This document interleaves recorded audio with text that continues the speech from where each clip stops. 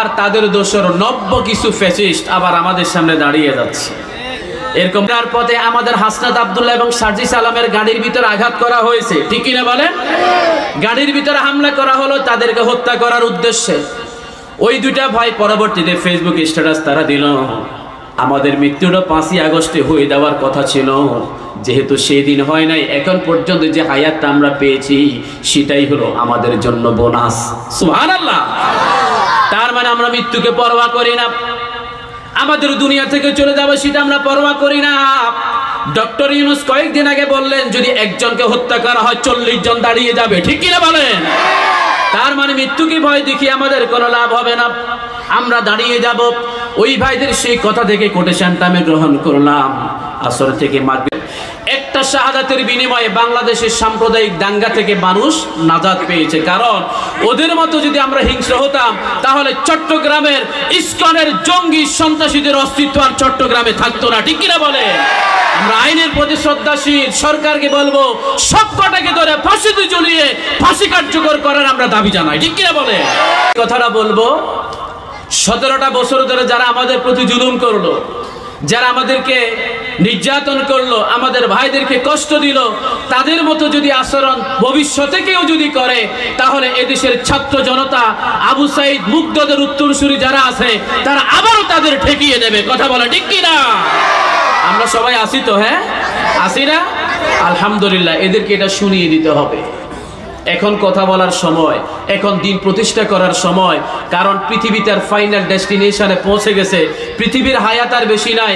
কারণ এখন মানুষ দুই দলে বিভক্ত হয়ে গেল, কেউ ডানপন্থী, কেউ বামপন্থী, কেউ কালেমার পক্ষে, কেউ বিপক্ষে, কেউ রাষ্ট্রীয় পর্যায়ে দিন প্রতিষ্ঠার পক্ষে, কেউ বিপক্ষে। আমরা রাষ্ট্রীয় পর্যায়ে দিন প্রতিষ্ঠার পক্ষে। গাজওয়াতুল হিন্দ আমাদের সামনে সমাগত। এমন একটা সময় আমাদের চলে আসবে, খুব শীঘ্রই সেই যুদ্ধটা শুরু হয়ে যাবে। বেশিরভাগ মানুষ সেই যুদ্ধ থেকে মুখ ফিরিয়ে নেবে, অল্প কিছু সংখ্যক দিনের মুজাহিদ সেই যুদ্ধে অংশগ্রহণ করে সারা ভারতবর্ষের ভিতরে কালিমার পতাকা পথ করে উড্ডীন করবে। আল্লাহর কাছে তৌফিক কামনা করে সবার কাছে আহ্বান জানাই, ওই যুদ্ধ যখন শুরু হয়ে যাবে ওই যুদ্ধের ভিতরে আমাদের অংশগ্রহণ করা দরকার আছে না? না, খাতেমা বিল হাসানা, আল্লাহর নেককার গোলাম হিসেবে আমরা যেন আল্লাহর ডাকে সাড়া দিতে পারি, আল্লাহর কাছে সেই তৌফিক কামনা করব। আমরা সকল বলি আমিন। সম্মানিত ভাইরা, আমার হাতে বরাবর 1 ঘন্টা সময় আছে। 9:40 পর্যন্ত আমাকে সময় দেয়া হলো। যেভাবে সংক্ষিপ্ত সময়টা দেয়া হয়েছে, আমার বিষয়টাও সেরকম। যদিও মহাসাগরের মতো আলোচনা, তবে ছোট্ট একটা সূরা সময় নামক একটা সূরাকে সংক্ষিপ্ত সময়ে সংক্ষেপে একটু ব্যাখ্যা করার জন্য আমাকে সময় দেয়া হয়েছে। আপনারা কি আমি অন্তত শেষ করা পর্যন্ত আমার সাথে সবাই থাকবেন তো ইনশাআল্লাহ? একটু বলেন তো, আমার কথা কি পরিষ্কার আপনারা বুঝেন? বোঝা যায়? আলহামদুলিল্লাহ। তাহলে বাকি 1 ঘন্টা অন্তত আমি কিছু জিনিস বোঝানোর চেষ্টা করব। সবাই বলে ইনশাআল্লাহ। ছোট্ট একটি সূরা আপনাদের মাঝে তেলাওয়াত করেছি, পবিত্র কোরআনের 103তম সূরা, 3টে আয়াত সম্বলিত। মুফাসসিরিনগণ বেশিরভাগ বলেছেন সূরাটি মাক্কি সূরা, আবার অনেকে মাদানী সূরা বলেছেন। তবে মাক্কি সূরার পক্ষে সবচেয়ে বেশি মতামত। সেই সূরাটির নাম হলো সূরাতুল আসর। সবাই বলেন কোন সূরা? কোন সূরা? সূরাতুল আসর। রাসূল করিম সাল্লাল্লাহু আলাইহি ওয়াসাল্লামের শানে যখন এই সূরাটি আল্লাহ তাআলা নাজিল করছেন, তার পিছনের প্রেক্ষাপট 2টি বর্ণনা আমরা একটু স্মরণে নেওয়ার চেষ্টা করব। এর ভিতর অন্যতম হলো রাসূল সাল্লাল্লাহু আলাইহি ওয়াসাল্লামকে মক্কার জমিনের যে সমস্ত মানুষগুলো ছিল তারা সবাই খুব মহব্বত করত, ভালোবাসত। একটা সময় তিনি ছিলেন সবার কাছে চোখের সুরমা, মাথার তাজ, আন্তরিক মানুষ। বিপদে মুসিবতে তিনি সবার কাছে এগিয়ে যেতেন, সবাইকে সহযোগিতা করতেন। কিন্তু যখনই আল্লাহ পাক এই কোরআনটা নাজিল করে দিন প্রসারের জন্য, কোরআনের বাণী প্রসারের জন্য নির্ধারণ করলেন, শেষ জামানার নবী হিসেবে আল্লাহ পাক বাছাই করে জাতির সামনে যখন দায়িত্ব দিয়ে পাঠিয়ে দিলেন, তখন ছোট্টবেলা থেকে যেই ব্যক্তিটাকে মহব্বত করত, চোখের সুরমা মনে করত, মাথার তাজ মনে করত, নিজেদের স্বার্থে আঘাত লাগার কারণে আস্তে আস্তে সেই ব্যক্তিটা তাদের কাছে শত্রু হিসেবে পরিণত হলো। কথা বলেন ঠিক কিনা? আজকে একটি কোরআনের বাগানে আপনারা আসলেন। আজকে আন্দরকিল্লার শাহী জামি মসজিদের সামনে কোরআন থেকে তেলাওয়াত করা হচ্ছে। এটা শুধুমাত্র আজকে তেলাওয়াত করা হচ্ছে না, অতীত জীবনেও সেই তেলাওয়াতটা সেখানে হয়েছে। জমিয়তুল ফালা বিশ্ব মসজিদের সামনেও কোরআন থেকে তেলাওয়াত করা হয়। কক্সবাজার আন্তর্জাতিক কেরাত সম্মেলন সংস্থা কোরআন তেলাওয়াতের ব্যবস্থা করেন। বলেন তো, এই সমস্ত কেরাত সম্মেলন বাংলাদেশে কোথাও বন্ধ হয়েছে এরকম কোনো রেকর্ড কি আছে? আপনারা কি কথা বুঝছেন? কোরআনের তেলাওয়াত বন্ধ করেছে এরকম কোনো রেকর্ড বাংলাদেশে নাই। কিন্তু সেই কোরআন তেলাওয়াত করার পর এই কোরআন থেকে যখন ব্যাখ্যা শুরু হয়, তাফসীর শুরু হয়, স্বার্থবাদীদের স্বার্থে যখন আঘাত লাগে, তখনই তারা সবাই মিলে এসে দলবদ্ধভাবে কোরআনের তাফসীর মাহফিলগুলো বন্ধ করে দেয়। এরকম আছে না নাই? কথা বলেন, আছে না নাই? আমি তাদের উদ্দেশ্যে বলবো, তারা হয়তো আপনাদের এলাকার ভিতরেও আছে, আমাদের এলাকায়ও ছিল। এই জীবন অসংখ্য মাহফিলের ভিতরে গেলাম, উঠার আগে স্লিপ ধরিয়ে দেয়া হতো, এটা বলা যাবে ওটা বলা যাবে না, এরকম কথা যখন তারা বলতো, এমনকি সেই মাহফিলগুলোকে তারা বন্ধ করে দিত। আমি তাদের উদ্দেশ্যে সব সময় বলি, তুমি আমাদের কথাগুলো বন্ধ করো না, বরং এই মাহফিলের ভিতরে যে আল্লাহর কথাগুলো হবে সেই কথাগুলোই মূলত তোমরা বন্ধ করে দিতা। কথা বলো ঠিক কিনা? আল্লাহর খায়, আল্লাহর পরে আল্লাহর কোরআনের কথা বলা যাবে না, এমন ভাবে তারা ভাব ধরে, আল্লাহর মুখ চেপে ধরে তারা ধমক দিয়ে বলে, খবরদার আল্লাহ কথা বলা যাবে না। কথা বলে ঠিক কিনা? এরা আল্লাহর জমিনে তারা বসবাস করে, আল্লাহর খায়, আল্লাহর পরে আল্লাহর কথাগুলো বলা যাবে না।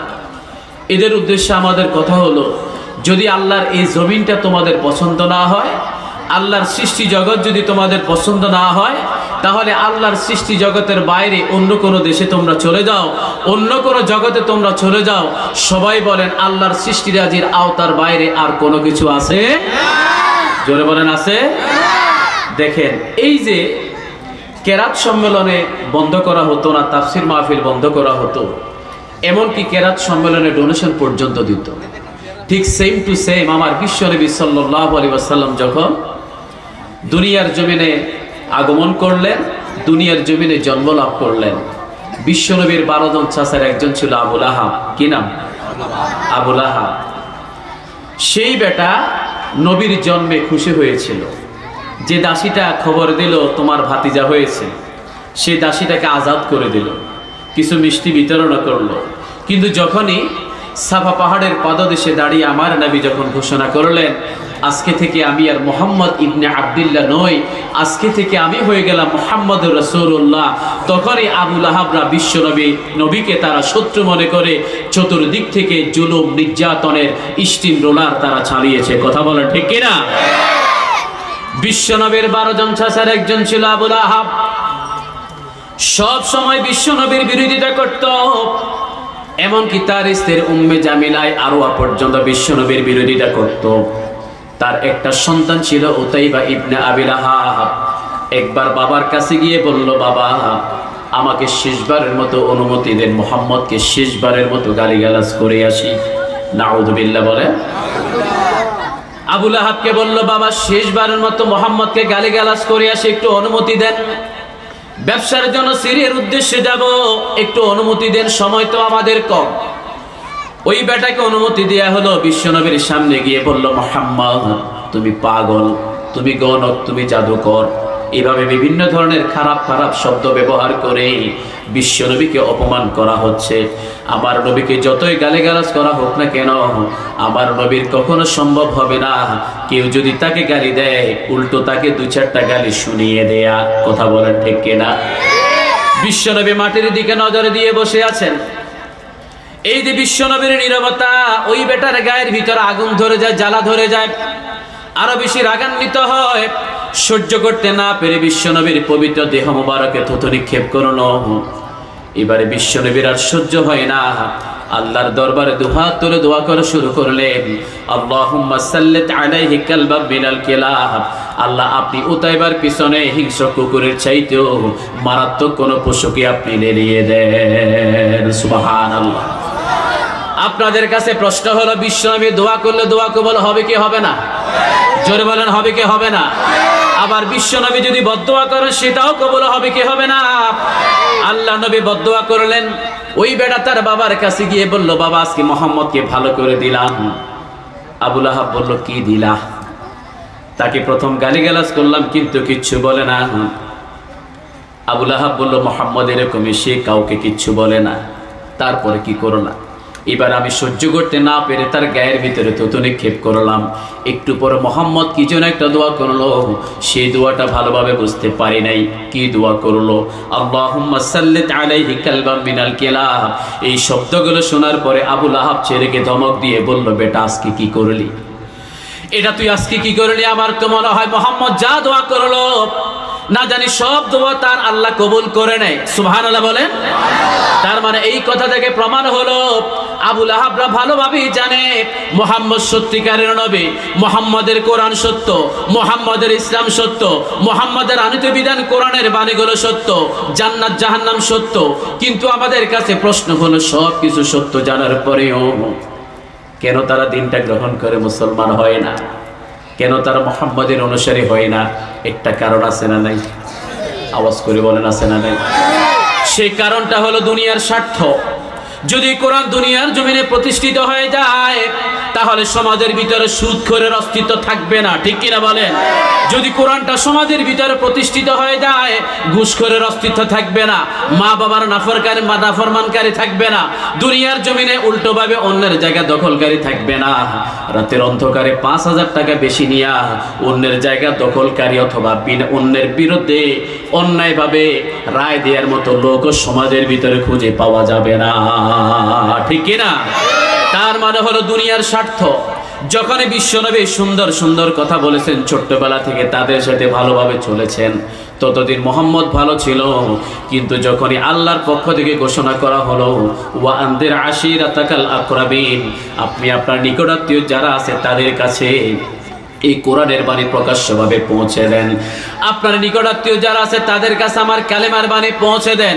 বিশ্বনবী যখন নিজেকে নবী হিসেবে ঘোষণা করে দিয়ে কোরআনের বাণী প্রচার করা শুরু করলেন, এই বেটাগুলো তখন বলা বলি করা শুরু করলো, মোহাম্মদ এতদিন ভালোই ছিল, লাভের ভিতরে ছিল, আজকে থেকে মোহাম্মদ লসের খাতার ভিতরে নাম লেখলো। জোরে বলি নাউযুবিল্লাহ। তার মানে ভালো হয়ে গেল, ভালো পথে চললো, এটা তাদের কাছে লস, ওদের কাছে লাভ হলো নারী নিয়ে পূর্তি করা, মদ গাঁজা হিরোইন নিয়ে পূর্তি করা, অথবা রাতের অন্ধকারে ভোট চুরি করে ক্ষমতার ভিতরে বসা, ঠিক কিনা বলে? এটা তাদের কাছে দুনিয়ার লাভ। আমরা তো এই দুনিয়ার লাভগুলো আমরা চাই না। আমরা চাই জান্নাতের ভিতরে আল্লাহর দিদার ইলাহি, রাসূলের শাফায়াত, কোরআনের শাফায়াত, কবরটা যেন রাউদাতুম মিন রিয়ালিল জান্নাহ হয়, এবং আমাদের চূড়ান্ত মঞ্জিল যেখানে আমরা ছিলাম, আমাদের আব্বাজান যেখানে ছিলেন, ওই জান্নাতটাই হলো আমাদের চূড়ান্ত লাভ। কথা বলেন ঠিক কিনা?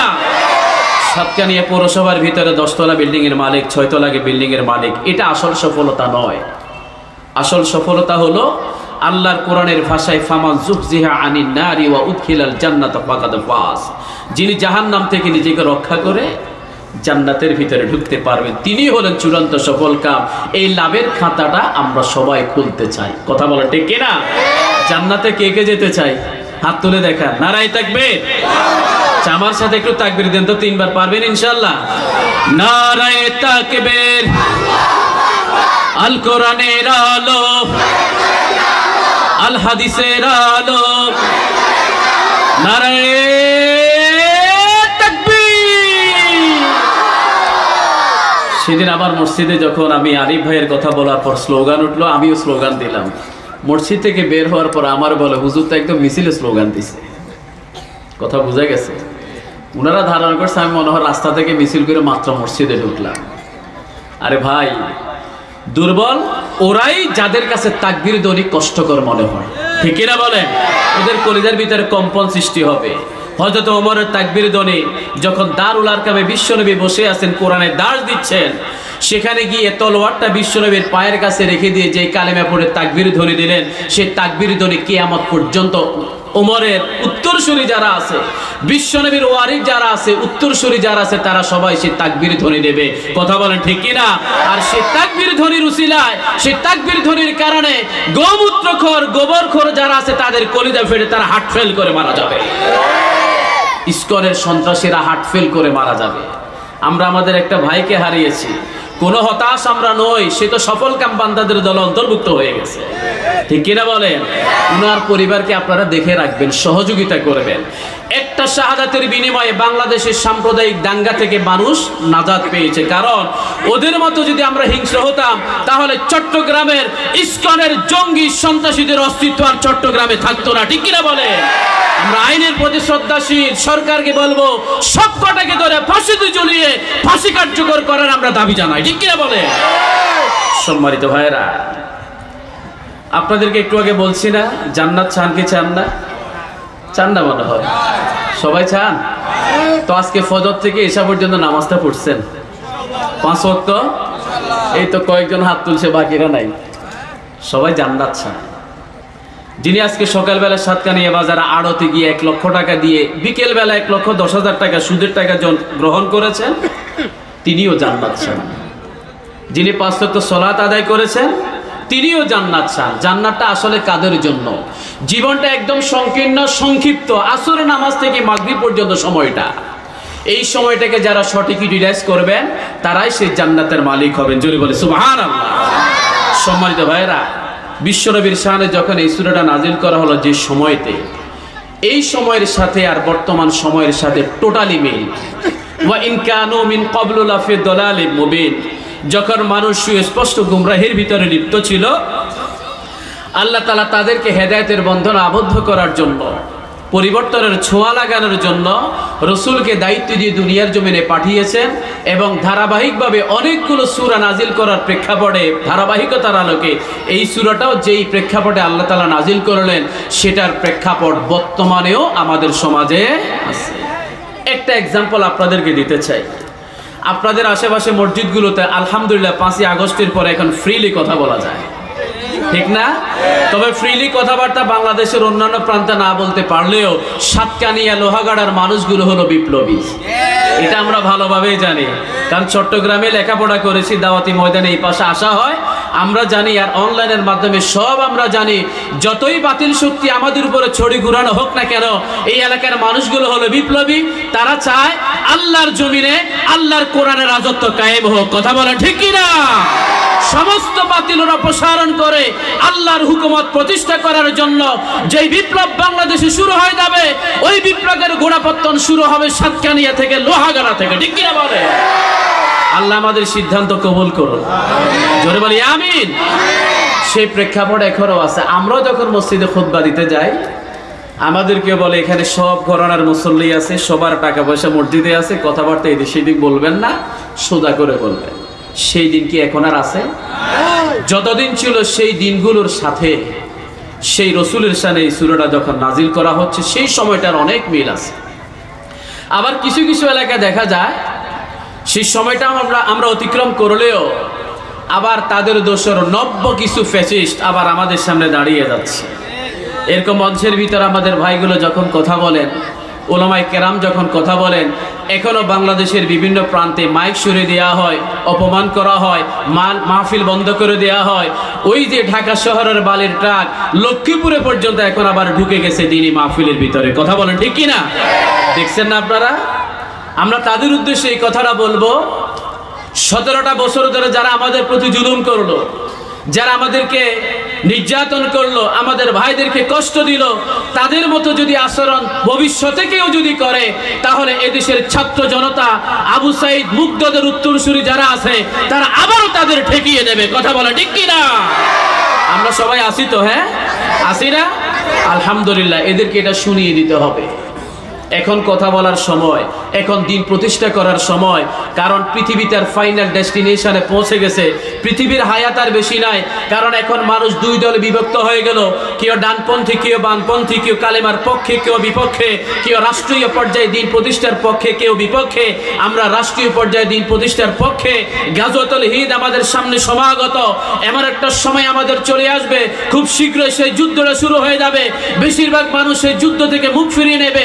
অল্প কিছু সংখ্যক দিনের মুজাহিদ সেই যুদ্ধে অংশগ্রহণ করে সারা ভারতবর্ষের ভিতরে কালিমার পতাকা পথ করে উড্ডীন করবে। আল্লাহর কাছে তৌফিক কামনা করে সবার কাছে আহ্বান জানাই, ওই যুদ্ধ যখন শুরু হয়ে যাবে, ওই যুদ্ধের ভিতরে আমাদের অংশগ্রহণ করা দরকার আছে না? না, অংশগ্রহণ কারা করবেন? আল্লাহকে একটু দেখা। নারায়ে তাকবীর। আলহামদুলিল্লাহ, বুঝতে পেরেছি আপনাদের আবেগ আছে। আমরাও চাই, আপনারাও চান। আল্লাহ আমাদের সিদ্ধান্তগুলো বাস্তবায়নের মাধ্যমে যেন এই বাংলার জমিন সহ সারা ভারতবর্ষের ভিতরে যেন কালেমার পতাকা নতুন করে আমরা উড্ডীন করতে পারি। আল্লাহর কাছে সেই তৌফিক কামনা করছি। সকলে বলি আমিন। সূরা আসর, আসর মানে হলো তিনটা অর্থ আছে এটা। একটা হলো স্বয়ং নামাজের কথাটা, আসরের সালাত। আজকে আসরের সালাত কে কে পড়ছেন? হাত তোলা দরকার নাই, যারা পড়ে না তারা একটু লজ্জিত হবেন। দুনিয়াতে লজ্জিত না হয়ে যদি আখেরাতে লজ্জিত হন তাহলে খবর আছে। দুনিয়াতে লজ্জিত হয়ে আখেরাতের প্রস্তুতি নেওয়া দরকার আছে না? আল্লাহ বলছেন হাফিজু আলা সলাওয়াতি ওয়াস সালাতুল উস্তা।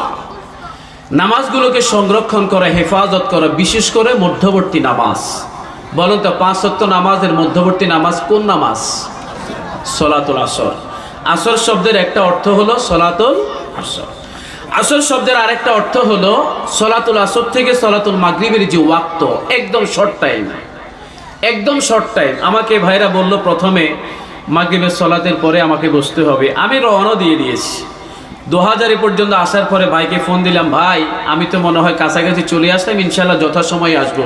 উনি বললেন আপনি মাগরিবের নামাজ 7টা নিয়ে পড়লেও হবে, আস্তে ধীরে গিয়ে আপনাকে আমরা রিসিভ করব। আমি হঠাৎ করে জিজ্ঞেস করলাম, ভাই আমার সময় কখন? বললেন ইশারের পরে। আমি একটু টেনশন মুক্ত হলাম, বেশি দ্রুত হলো না। এই যে সময়টা 4টার সময় আমরা আসর নামাজ পড়লাম, 5টা 13-14 মিনিটে আবার মাগরিবের নামাজ। এই যে একদম সংক্ষিপ্ত সময়, আসরের আরেকটা অর্থ হলো এই সংক্ষিপ্ত সময়। চলে বলি আল্লাহু আকবার। আসরের 3 নম্বর অর্থ হলো যুগ, কাল, সময়, মিনিট, বছর। বিশ্বনবী সাল্লাল্লাহু আলাইহি ওয়াসাল্লামের উপরে নাযিলকৃত এই সূরার মাধ্যমে আল্লাহ তাআলা সেই সময়টাকে গুরুত্ব দেওয়ার জন্য আল্লাহ তাআলা আমাদেরকে নির্দেশনা দান করলেন। এই সময়টাকে যারা কাজে লাগিয়ে পরবর্তী 4টা কর্মসূচি আল্লাহ তাআলা এই সূরার মাধ্যমে নাজিল করে দিলেন, দান করে দিলেন।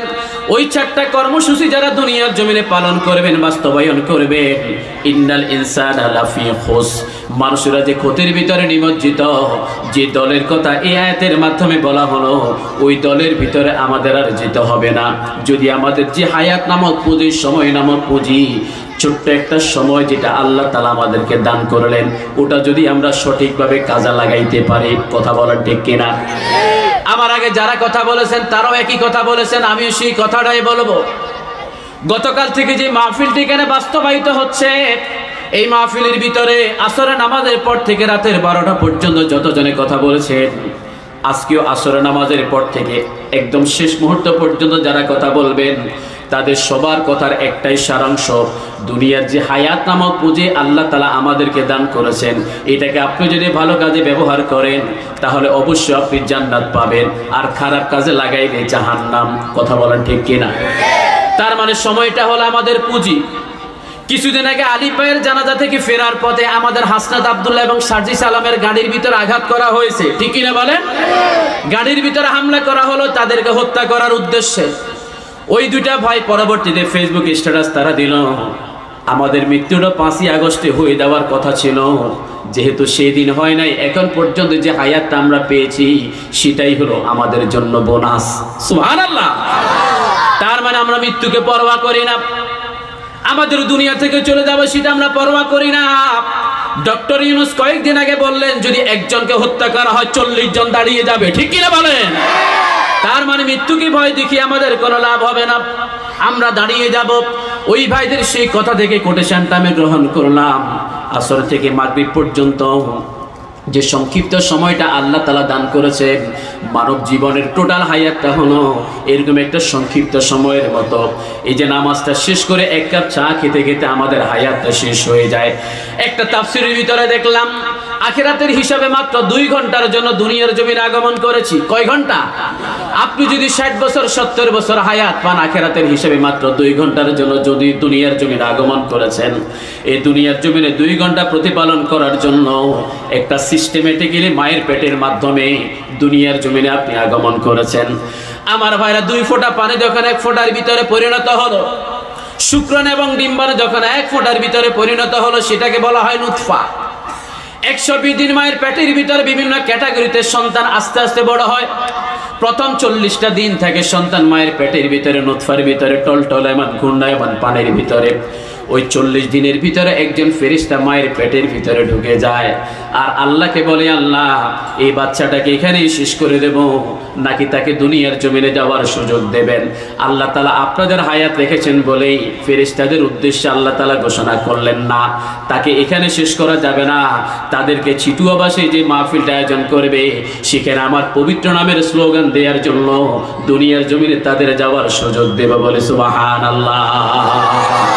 তার মানে সেই দিন আমাদের মৃত্যু হয়ে যাওয়ার কথা ছিল, হয় নাই।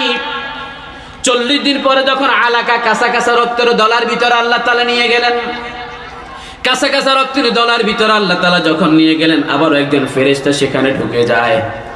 ফেরেশতা আবার আল্লাহর উদ্দেশ্যে আপিল করে, আল্লাহ বাচ্চাটাকে এখানেই শেষ করে দেব নাকি তাকে দুনিয়ার জমিনে যাওয়ার সুযোগ দেবেন? আল্লাহ বলছেন, না, তাকে দুনিয়ার জমিনে যাওয়ার পরে আমার নামে তাকবীর দেবে, স্লোগান দেবে, আমার কুদরতি পায়ের ভিতরে সিজদা করবে, এই জন্য তাকে এখানে মৃত্যুবরণ করানো যাবে না, তাকে দুনিয়ার জমিনে যাওয়ার সুযোগ দেব। বলে সুবহানাল্লাহ। 80 দিন যখন শেষ হয়ে গেল, 3 নম্বর পজিশন হলো মুদগা। সূরাতুল মুমিনুনের ভিতরে আল্লাহ তাআলা সেই কথাটা ঘোষণা করলেন। একদম মাংসপিণ্ড বানানো হলো, ছোট্ট ছোট হাড় দেয়া হলো, চামড়া দেয়া হলো, এরপর অঙ্গ প্রত্যঙ্গ নির্ধারণ করা হলো, লিঙ্গ নির্ধারণ করে দেয়া হলো। শরীরের ভিতরে আল্লাহ তাআলা রূহ ফুৎকার করে দেওয়ার আগ মুহূর্তে আবারও ফেরেশতা মায়ের পেটের ভিতরে ঢুকে যায়। আপনারা কি আমার সাথে আছেন? হ্যাঁ, কথা কি বোঝা যায়? বুঝতেছেন কথা? ফেরেশতা যখন আবার আল্লাহর কাছে আপিল করলো, আল্লাহ এই বাচ্চাটাকে এখানে শেষ করে দেবেন নাকি দুনিয়ার জমিনে যাওয়ার সুযোগ দেব? আপনারা খেয়াল করছেন কিনা জানি না, অনেক মায়ের পেটের ভিতরে সন্তান পেটের ভিতরে মারা যায়। কোথাও যদি পানি আনতে যায় আছাড় খেয়ে মারা যায়, কালো একটা বিড়াল দেখে ভয় পেয়ে পেটের বাচ্চা নষ্ট হয়ে যায়, ঘরের পিছনে কিছু একটা দেখলে ভয় পাওয়ার পরে পেটের বাচ্চা নষ্ট হয়ে যায়। এটা হলো দুনিয়ার একটা ওয়াসিলা। আসলে ওই বাচ্চাটার হায়াত আল্লাহ তাআলা সেই পর্যন্ত রেখেছেন, কারণ দুনিয়ার জমিনে আসার কোনো সুযোগ নাই। কিন্তু এই মুহূর্তে হাজারো জনতা আমরা যারা আজকে মাহফিলের ভিতরে সমবেত হলাম, সেই দিন আমাদের ব্যাপারে ফেরেশতারা মায়ের পেটের ভিতরে গিয়ে আল্লাহকে বললো, আল্লাহ বাচ্চাটাকে এখানে শেষ করে দেব নাকি দুনিয়ার জমিনে যাওয়ার সুযোগ দেবেন? আল্লাহ তাআলা সেই দিন আমাদের মৃত্যু দেন নাই। সেদিন তো মৃত্যু হয়ে যাওয়ার কথা ছিল, মৃত্যু দেন নাই।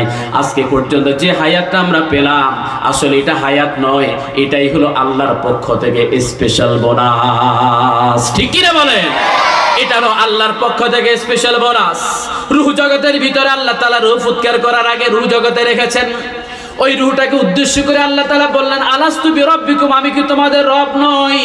আমরা সেদিন আল্লাহর সামনে একসাথে বলেছিলাম, বালা, আপনি আমাদের রব। কিন্তু দুনিয়াতে যে হায়াত নামক পুঁজি আমরা পেলাম, বোনাস পেলাম, এই বোনাসটা পাওয়ার পরে দুনিয়ার জমিনে আসার পরে সেই রবকে আমরা ভুলে গেলাম। আমরা ক্ষতিগ্রস্তদের কাতারের ভিতরে যাওয়ার জন্য দুনিয়ার নষ্ট লোকদের নামে স্লোগান তুলে বলেন, ঠিক না বেঠি? নষ্ট লোক আছে না নাই? আছে না নাই? লেবাসদারি, টুপিওয়ালা, দাড়িওয়ালা, এরা হলো সবচেয়ে বড় নষ্ট লোক। ঠিক কিনা বলে? আরে সাধারণ মানুষ অথবা অন্য ধর্মের যারা আছে তারা ক্ষতি করবে, এটা স্বাভাবিক ব্যাপার। কিন্তু লেবাসদারিরা ব্যক্তিগুলো যখন একে অন্যের ক্ষতি করার চেষ্টা করে, তখন সেটা আসলে মেনে নিতে খুব বেশি কষ্ট। আমি আসরের 3টা অর্থ বলেছি, মনে থাকবে তো? একটা হলো সলাতুল আসর, আরেকটা হলো আসর থেকে মাগরিব পর্যন্ত সময়টা, আর আরেকটা হলো মানব জীবনের টোটাল হায়াত। এই হায়াতটাকে আপনি যে কাজে লাগাইবেন সেটার আলোকে ফলাফল। একটু আগে বললাম না, আপনি ভালো কাজে লাগাইলে ভালো, খারাপ কাজে লাগাইলে খারাপ। বলেন তো, আমরা সবাই ভালো কাজে লাগাতে চাই তো ইনশাআল্লাহ? যদি আপনি ভালো কাজে লাগান, আপনি যখনই আল্লাহর ডাকে সাড়া দেবেন, ইন্তেকাল হয়ে যাবে, মৃত্যু পথযাত্রী হবেন, তখন আপনার জন্য একটু আগে যে সিদ্ধান্ত দিলেন আপনি জান্নাতে যেতে চান, সেটা আপনি মৃত্যুর সময় থেকে সেটা আপনার জন্য ডিসাইড হয়ে যাবে, প্রমাণ হয়ে যাবে। আপনি চূড়ান্ত মঞ্জিল যেটা নির্ধারণ হয়েছে আপনার জন্য, সেটাই হলো জান্নাত। জোরে বলে সুবহানাল্লাহ। বলেন, সে হায়াতটা নিয়ে আমরা এখন বসে আছি, ঠিক না? এই যে নিঃশ্বাসটা আমরা উঠানামা করছি, কথা বলছি, সবার দিকে আপনার মনোযোগ দিচ্ছি, সবাই এখানে বসে আছেন, কথা বলছেন, কথা শুনছেন, আমাদের একটা হায়াত, আমাদের একটা রূহ আমাদের আছে না? আছে না নাই? এই রূহটা অথবা হায়াতটা যেদিন আমাদের শেষ হবে, যে হায়াত নামক বোনাস পুঁজি আল্লাহ তাআলা আমাদেরকে দান করলেন, আসর নামক একটা নির্দিষ্ট সময় আল্লাহ যেটা আমাদেরকে দান করলেন, সেই সময়টা যেদিন আমাদের নিঃশেষ হয়ে যাবে, সে নিঃশেষের সময়টা এটা কি নির্ধারিত নাকি অনির্ধারিত? নির্ধারিত কখন হবেন তবে কে জানেন? কে জানেন আমার হায়াতটা শেষ হবে কখন? এটা কে জানেন? নাকি আজকে রাতে আপনাকে গ্রামীণ ফোনে সিমে মেসেজ দিয়ে বলবে, বন্ধু তুমি রেডি হও, মালাকুল মউত আপনাকে মেসেজ দিয়ে বলবে রেডি হও, আমি আসতেছি, তোমার রূহ কবজ করব। এরকম কোনো ঘটনা কি আছে নাকি? কথা বলেন, আছে? এই যে আনসারি অনেক দূর থেকে এসে আপনাদের মাঝে কথা বলে, কথা বলতে বলতে একদিকে কাত হয়ে পড়ে যাওয়ার সম্ভাবনা আছে না? বিশ্বাস নাই আপনারা আমার দিকে ফিরে কথা শুনেন। এই কথা শুনতে শুনতে আমাদের হায়াত নামক আসর নামক সময়টা যে কোনো সময় নিঃশেষ হয়ে যাওয়ার সম্ভাবনা আছে না? নাই? বান্দার যখন নির্ধারিত সময় হবে, মৃত্যুর সময়, মালাকুল মউত যখন আমাদের উদ্দেশ্যে আগমন করবেন, মালাকুল মউতের সাথে হয়তো রহমতের ফেরেশতারা আগমন করবে অথবা গজবের ফেরেশতারা আগমন করবে। ইতিমধ্যে যারা দুনিয়ার জমিন থেকে চলে গেলেন, আপনি দয়া করে তাদের কাছে গিয়ে একটু প্রশ্ন করেন, ভাই তোমাদের মৃত্যুটা কেমন ভাবে হলো এটা একটু আমাদেরকে বলো। তারাও বলবে, কিন্তু তাদের কথাগুলো আপনার কান পর্যন্ত আসবে না। ওই কথাগুলো শুনতে হলে কোরআনটাকে দেখতে হবে, হাদিসটাকে দেখতে হবে। মালাকুল মউত আমাদের কাছে চলে আসবে রহমতের ফেরেশতাদেরকে নিয়ে। এই মুহূর্তে হাজারো জনতা যাদেরকে সামনে নিয়ে আমি কথা বলি, আমরা বিশ্বাস করি আমাদের মৃত্যু যখন হবে, যে হায়াত নামক বোনাস সময়টা যখনই আমাদের শেষ হবে, তখন অবশ্যই মালাকুল মউতের সাথে আগমন করবে আল্লাহর রহমতের ফেরেশতারা। জোরে বলে ইনশাআল্লাহ। রহমতের ফেরেশতারা আগমন করুক, আমরা চাই তো ইনশাআল্লাহ। রহমতের ফেরেশতারা যখন আমাদের কাছে আগমন করবেন, আমাদের উদ্দেশ্যে ঘোষণা করবেন, ইয়া আইয়াতুহান নাফসুল মুতমাইন্নাতুর জিই ইলা রাব্বিকি রাদিয়াতাম মারদিয়া। হে প্রশান্ত আত্মা, শরীর থেকে ধীরে ধীরে বেরিয়ে পড়ো রবের সন্তুষ্টির উদ্দেশ্যে। আল্লাহ তাআলা পবিত্র কোরআনের ভিতরে ঘোষণা করলেন, কাল্লা ইদা বালাগাতিত তারাকি। পুরো শরীরটাকে অবশ করে রূহটা যখন কণ্ঠনালীর নিচ বরাবর চলে আসবে। আপনাদের সবার গলার নিচে এভাবে দেখেন তো দুইটা হাড় আছে না নাই? হ্যাঁ, আছে না নাই? এই দুইটা কোরআনের ভাষায় বলা হয় তারাকি। রূহটা যখন শরীরটাকে অবশ করতে করতে তারাকি পর্যন্ত চলে আসবে, এখানে একটা জ্যাম তৈরি হবে, একটা বাধা তৈরি হবে। জ্যাম তৈরি হওয়ার পরে এরপরে আল্লাহ তাআলা পবিত্র কোরআনের ভিতরে ঘোষণা করলেন, ওয়াকিলা মান রাক। এমন কি আছো এখানে যে জ্যামটা তৈরি হলো, গলা কাশি দিয়ে এখান থেকে সরাইতে পারবা, খাকারে দিয়ে সরাইতে পারবা, এরকম কারো ক্ষমতা কি আছে? বলেন, আছে? ওই ব্যক্তি তখন বলবে, ওয়াদান্না আন্নাহুল ফিরাক। আমি মনে হয় দুনিয়ার জমিন থেকে চলে যাব, আমি মনে হয় আর বাঁচবো না। এরপরে অন্য আয়াতের ভিতরে আল্লাহ তাআলা ঘোষণা করলেন, ফালাউলা ইদা বালাগাতিল হুলকুম। রূহটা যখন কণ্ঠনালীর মাঝ বরাবর চলে আসবে, এবারে ওয়া আনতুম হিনা ইদিন তানজুরুন। ব্যক্তি দৃষ্টির ভিতরে একমুখী করে ওই জান্নাতের নিয়ামত দেখবে, না হয় জাহান্নামের শাস্তিগুলো দেখবে। জোরে বলি আল্লাহু আকবার। ব্যক্তি যেহেতু জান্নাতি গোলাম ছিল না, একেবারে গোলাম ছিল, ওই দৃষ্টির ভিতরে জান্নাতের নিয়ামতগুলো দেখবে। জান্নাতের নিয়ামতগুলো দেখার সাথে সাথে রহমতের ফেরেশতারা তাদের শরীর থেকে রূহটাকে আলাদা করে ফেলবে। ব্যক্তিটাকে কবরে শুইয়ে দেওয়ার পরে সেই রূহটাকে এবারে তার শরীরে প্রবিষ্ট করে দেওয়া হবে। আখিরাতের হিসেবে তাকে আবার জীবিত করানো হবে। এবারে তার প্রশ্নোত্তর পর্ব শুরু হবে। কবরে গেলে কয়টা প্রশ্ন করা হবে আর কোন কোন ফেরেশতা আসবে, এটা আমরা সবাই জানি কি জানি না? কয়টা প্রশ্ন করা হবে? 3টা। আর ইমানদার ব্যক্তি যারা আছে তাদেরকে করা হবে 4টা। আর যে দুজন ফেরেশতা আগমন করবেন তাদের নামটাও আমরা জানি, মুনকার এবং নাকির। এই প্রশ্নগুলো তাকে যখন করা হবে, অরিজিনাল চেহারা নিয়ে, নুরানি চেহারা নিয়ে ফেরেশতারা ওই কবরস্থানে ব্যক্তির কাছে আগমন করবে। প্রশ্নোত্তর পর্ব শেষ, তারা চলে যাবে। কিছুক্ষণের জন্য কবর শোয়া ব্যক্তিটা একাকিত্ব অনুভব করবে, টেনশন করবে, পেরেশান হবে, না জানি একটু পরে কি হবে, একটু পরে কি হবে, টেনশন। হঠাৎ করে নজর দিয়ে দেখবে মাথার কাছে দাঁড়িয়ে আছে সুন্দর সুশ্রী চেহারার একটা মহামানব। সুবহানাল্লাহ বলেন। তাকে দেখার পরে বলবে, ভাই তুমি কে, তুমি কেন আমার কবরে আসলাম? এই কবর তো আমি একা থাকার কথা, তোমার পরিচয়টা কি? ওই সুন্দর সুশ্রী চেহারার ব্যক্তিরা তখন বলবে, এই কবরস্থানে তোমাকে একাই থাকতে হবে, একাই থাকা নিয়ম। আমি হলাম তোমার দুনিয়ার জিন্দেগির সমস্ত নেক আমলের বাস্তব চিত্র। আল্লাহ তাআলা মানবাকৃতি দিয়ে তোমার কবরস্থান আমারে পাঠাইলেন। ওই যে আসর নামক যে পুঁজিটা আল্লাহ তাআলা দান করলেন, ওই পুঁজিটাকে ব্যবহার করে তুমি দুনিয়ার জমিনে যে নেক আমলগুলো করলাম, ওই নেক আমলের উসিলা করে আল্লাহ তাআলা সেই নেক আমলগুলোকে মানব আকৃতি দিয়া তোমার কবরে সঙ্গ দেওয়ার জন্য আল্লাহ তাআলা আমাকে তোমার কবরস্থানে পাঠিয়েছেন। বলে সুবহানাল্লাহ। দুজনের ভিতরে কনভারসেশন হবে, কথাবার্তা হবে।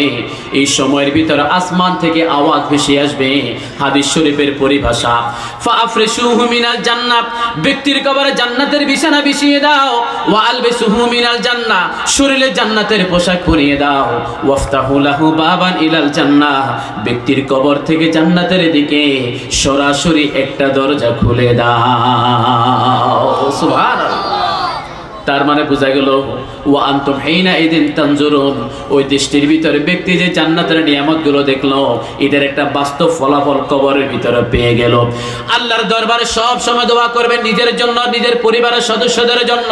আশেপাশে তো অনেকগুলো কবরস্থান আছে যারা নিজেদের আসর নামক, সময় নামক পুঁজিটাকে ব্যবহার করে আখিরাতে চলে গেলেন। নেক সন্তান হিসেবে তাদের জন্য একটু দোয়া করেন, আল্লাহ যেন তাদের কবরকে রওদাতুম মিন রিয়াদিল জান্নাহ, আল্লাহ যেন জান্নাতের টুকরা বানায় দেন। জোরে বলি আমিন। আর একটু জোরে বলি আমিন। জান্নাতের সুশীতল গ্রামগুলো তার নাকে লাগবে, সুশীতল হাওয়াগুলো তার গায়ে হিট করবে। ওই সুন্দর চেহারার ব্যক্তি, যেটা তার দুনিয়ার যে নেক আমলের বাস্তব চিত্র, সেই ব্যক্তিরা তার কপালে হাত বুলিয়ে দেবে। সুবহানাল্লাহ বলবেন না? কথা কি বোঝা যায়? হাত বুলিয়ে দেওয়ার পরে চোখে একটা প্রশান্তির ঘুম চলে আসবে, প্রশান্তির ঘুম। এই ঘুমটা সেই দিন ভাঙবে, ফাইদা নুফিখা ফিস সূর, যেদিন ইসরাফিল সিংহের ভিতরে ফুঁক দেবেন। জোরে বলি আল্লাহু আকবার। প্রশান্তির ঘুম চলে আসলো, ঘুম ভাঙলো, ফেরেশতারা এসে ঘুম ভাঙালেন। ঘুম ভাঙানোর পরে কবরস্থানে শোয়া জান্নাতি ব্যক্তিরা বিরক্ত প্রকাশ করবে, এই কেন কাঁচা ঘুম থেকে জাগাও, কষ্ট হয়, মাত্র ঘুমিয়েছি। আল্লাহর ফেরেশতারা বলবেন, না মাত্র ঘুমাও নাই, আজকে হলো in the day of judgement, আজকে হলো বিচার দিবস, আল্লাহ তোমাদের অপেক্ষায় আছেন, আজকে হলো কিয়ামত দিবস, তোমরা কবরে মাত্র ঘুমাও নাই। যেদিন তোমরা মারা গেলা, কবরটা জান্নাতের টুকরা হওয়ার কারণে সেই সময়টা তোমাদের হাজার হাজার বছর অতিক্রম হলো, তোমাদের কাছে মনে হলো মাত্র কিছুক্ষণ ঘুমিয়েছো, না মাত্র ঘুমাও নাই। জোরে বলে সুবহানাল্লাহ। সবার কাছে মোবাইল আছে না? আওয়াজ নাই, নাই মনে হয় আপনাদের মোবাইল আছে না? দুপুরবেলা একটু খাওয়া দাওয়া করার পর বিছানায় যখন গাটাকে একটু এলিয়ে দেন, আধো ঘুম আধো জাগরণ, এই সময়ের ভিতরে চাইনা মোবাইলে যখন বিকট আওয়াজ করে কল আসে, আওয়াজ একটু বেশি না চাইনা মোবাইলে? এখন বলেন, আধো ঘুম আধো জাগরণ, চোখটা একটু বন্ধ হয়, ভালো লাগে, গায়ে একটু কম্বলটা টানলেন, শীতকাল, জোরে মোবাইলের আওয়াজটা যখন হয়, আপনাদের কাছে কেমন লাগে? মজা লাগে না কষ্ট লাগে? কথা বুঝেন নাই? কষ্ট লাগে না? ঠিক একই রকম ভাবে জান্নাতি ব্যক্তিটাকে যখন কবরস্থান থেকে তাকে উত্তোলন করা হবে, জাগ্রত করানো হবে, ওই ব্যক্তির কাছে সেরকম একটা কষ্ট মনে হবে। কেন কাঁচা ঘুম থেকে জাগাইলা? ফেরেশতারা বলবে, কাঁচা ঘুম থেকে জাগাই নাই, যেদিন তোমরা ঘুমিয়েছো আর যেদিন ঘুম ভাঙানো হলো, দুটার মাঝখানে হাজার হাজার বছর শেষ হয়ে গেছে। জোরে বলে সুবহানাল্লাহ। জান্নাতি ব্যক্তিগুলো বলবে, আমাদের খুব দ্রুত আল্লাহর দরবারে নিয়ে যাও, যত তাড়াতাড়ি আল্লাহর দরবারে নিবা আমাদের তত তাড়াতাড়ি বিচারটা শেষ হবে, আর তত তাড়াতাড়ি আমরা আমাদের চূড়ান্ত মঞ্জিল জান্নাতে ঢুকবো। সুবহানাল্লাহ বলেন। তাদেরকে আখিরাতের জমিনে নিয়ে যাওয়ার জন্য লাল গালিচা সম্বর্ধনা দেয়া হবে, আর তাদের জন্য স্পেশাল আল্লাহর পক্ষ থেকে বাহনের ব্যবস্থা করা হবে। বলি সুবহানাল্লাহ। এটা হলো জান্নাতি ব্যক্তি যারা আছে, তাদের হায়াত নামক আসর নামক যে পুঁজিটা শেষ হলো, তার চূড়ান্ত পরিণতি। যাদের হায়াত নামক পুঁজিরা চূড়ান্ত পরিণত হবে, এটার বিপরীত পক্ষে যারা আছেন, যারা কাফের, যারা মুশরিক, যারা নিকৃষ্ট পাপিষ্ঠ ব্যক্তি, তাদের অবস্থাও সংক্ষেপে একটু জানা দরকার আছে না নাই? কথা বলেন, আছে না নাই? আজকে এখানে আমরা যারা আছি, আমরা বিষয়গুলো ভালোভাবে একটু বুঝে নেওয়ার চেষ্টা করব, যেন সময়টাকে ভালোভাবে কাজে লাগাইতে পারি। যারা নিকৃষ্ট পাপী ব্যক্তি, তাদের জানটা কবজ করার সময় আল্লাহ তাআলা পবিত্র কোরআনের ভিতরে ঘোষণা করলেন, ওয়ান্নাজিআতি গরকা, টেনে হিঁচড়ে হেঁচকা টান মেরে শরীর থেকে তার রূহটাকে হেঁচকা টান মেরে বের করা হবে, লাথি মেরে একপাশে ফেলে রেখে দেওয়া হবে, কবরে শুইয়ে দেওয়া হলো, সেই রূহটাকে তার শরীরের ভিতরে প্রবিষ্ট করে দেওয়া হলো। উলামায়ে কেরাম এখানে আছেন, তাফসীরের ভিতরে আসলো যে দুজন ফেরেশতা তাদের কাছে প্রশ্নোত্তর পর্ব চালানোর জন্য আগমন করবেন, সেই দুজন ফেরেশতার নাম হলো মুনকার নাকির। তবে আসল চেহারা নিয়ে তারা আসবেন না, একজন হবেন অন্ধ, আরেকজন হবেন বয়রা। জোরে বলি আল্লাহু আকবার। যিনি বয়রা তাকে বলা হবে আপনি প্রশ্ন করেন। যিনি অন্ধ তার হাতে থাকবে জাহান্নামের লাঠি। অ্যাকশন ডাইরেক্ট, বলেন না, অ্যাকশন ডাইরেক্ট। যিনি বয়রা তিনি কানে শুনেন না, তিনি প্রশ্ন করেন, মান রব্বুকা ওয়া মা দীনুকা মান হাযা রাজুলুল্লাযী বুইসা ফীকুম। এই বেটাকে যতই প্রশ্ন করা হোক না কেন, বেটার মুখ থেকে শুধু বের হয় হা হা লা আদরি, হা হা লা আদরি। বারবার প্রশ্ন করা হয়, বারবার প্রশ্ন করা হয়। এতবার প্রশ্ন করার মাধ্যমে যিনি অন্ধ তার কাছে এই মেসেজটা যায়, এই বেটা যদি প্রশ্নের উত্তর দিতে পারতো তাহলে এতবার কেন তারে প্রশ্ন করা হয়। তার মানে বেটা কোনো প্রশ্নের উত্তর দিতে পারে না। ওই ফেরেশতা তো চোখের আলো নাই, চোখটা হলো অন্ধ, হাতের ভিতরে জাহান্নামের শাস্তির উপকরণ, সেটা দিয়ে কোথায় আঘাত করে এত কিছু দেখার সময় নাই, দেখার তো কোনো সুযোগও নাই, কারণ তার তো চোখ দুটা অন্ধ, কিচ্ছু দেখে না। দুজনের শাস্তি যখন একের পর এক চলা শুরু হলো, কিছুক্ষণ পরে তাদের দায়িত্ব শেষ করে ফেরেশতাগুলো যখন চলে গেলেন, হঠাৎ করে কবরস্থানের ভিতর অন্ধকার কবরে সেই ব্যক্তির একাকিত্ব অনুভব করবে, মনে মনে ভয় পাবে, মনে হয় জাহান্নামের শাস্তি তো অলরেডি পাওয়া শুরু করলাম, এরপরে সামনে কি আছে সেটা নিয়ে পেরেশান। এবার হঠাৎ করে খেয়াল করে দেখলো পায়ের কাছে দাঁড়িয়ে আছে কালো কুৎসিত চেহারার দুর্গন্ধওয়ালা একজন ব্যক্তি। জোরে বলি নাউযুবিল্লাহ। ওই ব্যক্তিকে দেখার পরে বলা হলো, ওই বেটা তুই কেন আমার কবরে আসছিস? তোরে দেখলে আমার ভয় লাগে, আমার কবর থেকে যা, তোরে আমার সহ্য হয় না, তোর শরীর থেকে দুর্গন্ধ বের হয়। এই কথা বলার পরে সেই কালো কুৎসিত চেহারার দুর্গন্ধওয়ালা ব্যক্তিরা বলল, এখন কেন আমার তোমার ভালো লাগে না, এখন কেন তোমারে আমার পছন্দ হয় না? আমি তো হলাম তোমার দুনিয়ার জিন্দেগির সমস্ত আকাম কুকামের ফসল, আজকে কেন আমার তোমার ভালো লাগে না? আমি তো তোমার সে আকাম কুকামের ফসলটাকে আল্লাহ তাআলা মানবাকৃতি দিয়া কিছুক্ষণের জন্য তোমার কবরের সঙ্গ দেওয়ার জন্য পাঠিয়েছেন। জোরে বলি আল্লাহু আকবার। দুজনের ভিতরে কনভারসেশন চলে, কথোপকথন চলে। এই সময়ের ভিতর আসমান থেকে আওয়াজ ভেসে আসলো আগের কথার বিপরীত, ফাফরিশুহু মিনান নার, ব্যক্তির কবরে জাহান্নামের বিছানা বিছিয়ে দাও, ওয়া আলবিসুহু মিনান নার, শরীরে জাহান্নামের পোশাক পরিয়ে দাও, ওয়াফতাহু লাহু বাবান ইলান নার, ব্যক্তির কবর থেকে জাহান্নামের দিকে সরাসরি একটা দরজা খুলে দাও। জোরে বলি নাউযুবিল্লাহ। এবারে আপনারা সবাই হাত তুলে আমার সাথে বলবেন, আপনাদের কবরটা জান্নাতের টুকরা হোক, আমরা সবাই চাই কি চাই না? তাহলে দুনিয়ার জমিনে আসর নামক যে সময়টা আল্লাহ তাআলা দান করলেন সেটা আমাদের কাজে লাগাইতে হবে। আগামীকাল সকালবেলা জীবিত থাকবে এটার কোনো গ্যারান্টি নাই। এখান থেকে গাড়িতে চড়ে বাড়িয়ারহাট পর্যন্ত, মিশরের চট্টগ্রাম পর্যন্ত যেতে পারবো আনসারী সাহেবের, এটারও কোনো গ্যারান্টি। আল্লাহর দিকে তাওবা ইস্তিগফার করে যদি আমাদের ফিরে যেতে হয়, কালকে সকাল পর্যন্ত অপেক্ষা করার সুযোগ নাই, আমাদেরকে এখনই আল্লাহর দিকে তাওবা করে ফিরে যেতে হবে, ঠিক কি না? আমার ভাইরা, ব্যক্তির কবর তো জাহান্নামের বিছানা বিছিয়ে দেওয়া হলো, শরীরে জাহান্নামের পোশাক পরিয়ে দেওয়া হলো, কবর থেকে জাহান্নামের দিকে দরজা যখন খুলে দেওয়া হলো, জাহান্নামের শাস্তিগুলো কবরের ভিতরে বেটা ভোগ করা শুরু করলো। এই ভোগ করা কতদিন পর্যন্ত চলবে? একদম ফেরেশতা নাফখাতুল কিয়াম 3 নম্বর সিংহে যখন ফুঁক দেবেন, ওই সিংহায় ফুঁক দেওয়া পর্যন্ত তাদের শাস্তি চলমান থাকবে। সিংহে ফুঁক দেওয়ার পরে তাদেরকে যখন লাথি মেরে দাঁড় করিয়ে দেওয়া হবে, চল আখিরাতের দিকে চল, ওই ব্যক্তিগুলো বলবে আমরা এখানে ভালো আছি, সামনে যাব না। কারণ ইতিমধ্যে জাহান্নামের শাস্তিটা কেমন হতে পারে সেটা তারা ধারণা করে ফেলেছে। তারা বলবে আমরা এখানে ভালো আছি, সামনে যাব না। ফেরেশতারা কি করবেন তাদের উদ্দেশ্যে? পবিত্র কোরআনের ভিতরে আল্লাহ তাআলা ঘোষণা করলেন, আল মালাইকাতু ইয়াদরিবুনা উজুহাহুম ওয়া আদবারাহুম। ফেরেশতারা তাদের মুখের ভিতরে ঘুষি মারবে, পিছনে লাথি মেরে মেরে, উল্টোভাবে ঝুলিয়ে ঝুলিয়ে তাদেরকে লাথি মেরে মেরে জাহান্নামের দিকে নিয়ে যাবে। বলি নাউযু বিল্লাহ। আমার ভাইরা, যখন তাদের উল্টোভাবে ঝুলিয়ে ঝুলিয়ে লাথি মেরে মেরে আখিরাতের দিকে নিয়ে যাওয়া হবে, আল্লাহর নবীর একজন সাহাবায়ে কেরাম জিজ্ঞেস করলেন, সাহাবী জিজ্ঞেস করলেন, ইয়া রাসূলুল্লাহ, মানুষ তো পায়ে হেঁটে সামনের দিকে যাবে, মুখের উপরে ভর করে কেমনে তারা হাঁটবে? আল্লাহ তাআলা ঘোষণা করলেন, যে আল্লাহ তাআলা পা দিয়ে হাঁটাইতে পারেন, সে আল্লাহ তাআলার অবশ্যই ক্ষমতা আছে মুখের উপরে ভর করে হাঁটানোর, আছে না নাই? আপনাদের আওয়াজ দেখে মনে হলো বিশ্বাস নাই। বলেন, যেই আল্লাহ তাআলা পা দিয়ে হাঁটাইতে পারেন, সেই আল্লাহ তাআলা মুখের উপরে ভর করে হাঁটানোর ক্ষমতা আছে না নাই? সকালবেলা ধনী, বিকেলবেলা ফকির, এরকম আছে না নাই? ভিশন 2021, ভিশন 2030, ভিশন 2041, কত পরিকল্পনা! আল্লাহর একটা পরিকল্পনা আছে না নাই? আল্লাহ কাকে কখন নাজেহাল করবেন বেশিক্ষণ সময় আল্লাহ নেয়ার কোনো দরকার হয় না।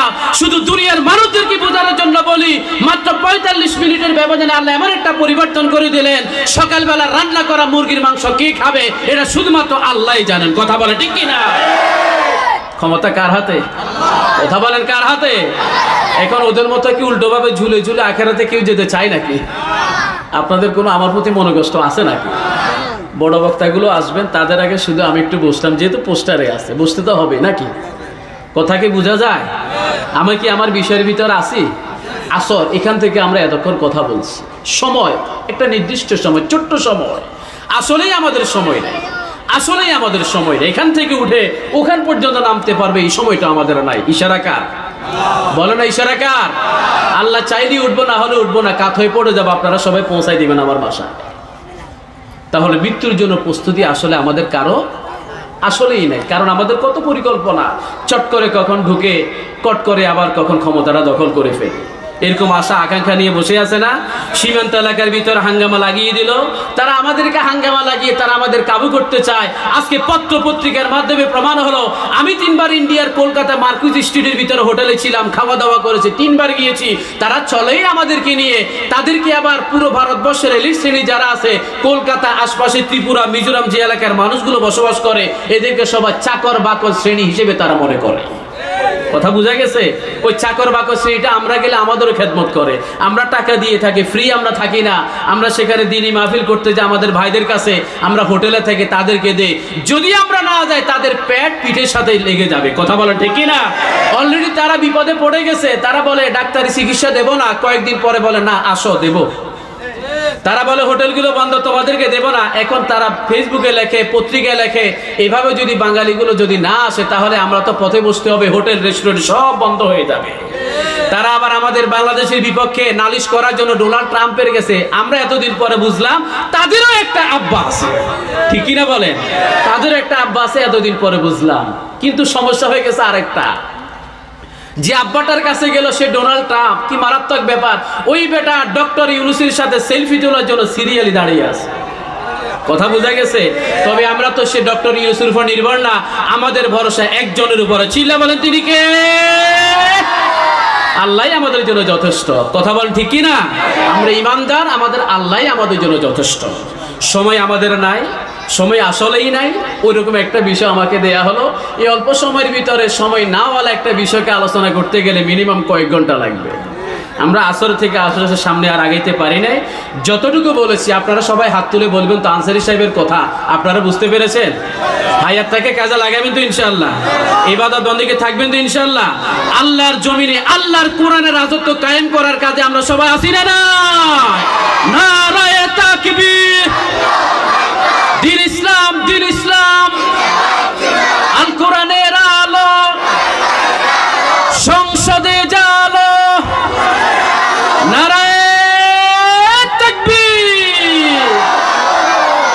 দোয়া করবেন তো ইনশাআল্লাহ। সামনে দেখা হবে। আসসালামু আলাইকুম ওয়া রাহমাতুল্লাহি ওয়া বারাকাতুহু।